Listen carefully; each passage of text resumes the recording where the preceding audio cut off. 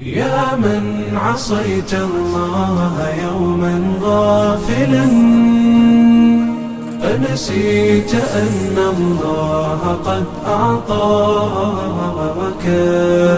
نعم عليك كثيرة، لو صنتها لأطعت خالقك الذي رباك،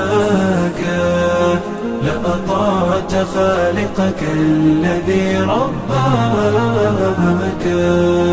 بصر وسمع والكلام مكمل، سبحان من أعطاك ثم حماك.